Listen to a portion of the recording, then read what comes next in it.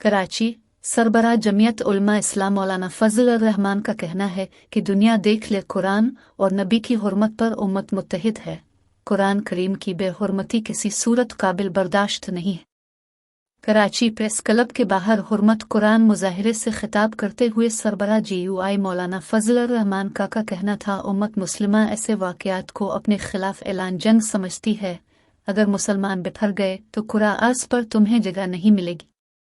मौलाना फजल रहमान का कहना था, मुसलमान वसी अल नज़र हैं। हम कुरान को अल्लाह की किताब कहते हैं तो इंजील और तौरेत को भी अल्लाह की किताब कहते हैं।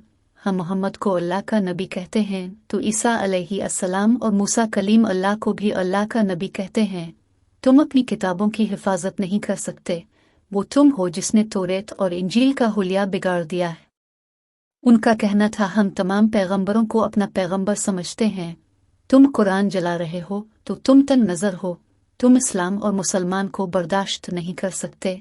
दुनिया देख ले कुरान और नबी की हुर्मत पर उम्मत मुत्तहिद है।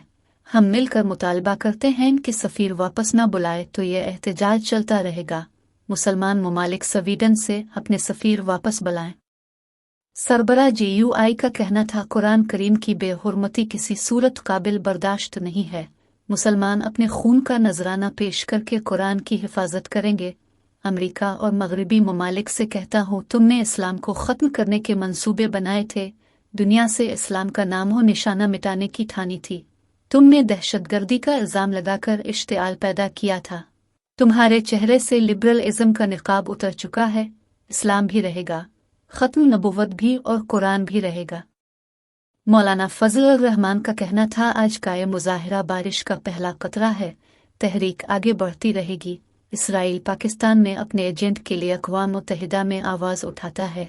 अपने एजेंट को तहफ़्फ़ुज़ देना है तो इसराइल बिलुल्लू, यहाँ उनके लिए कोई जगह नहीं है।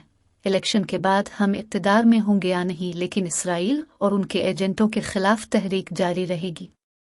उन्होंने मज़ीद कहा कि पाकिस्तान के मामलात में मुदाखलत की इजाज़त इसराइल को नहीं दी जा सकती। हम अब के साथ हालत जंग में हैं और कुफ्र के ख़िलाफ़ जंग जारी रहेगी।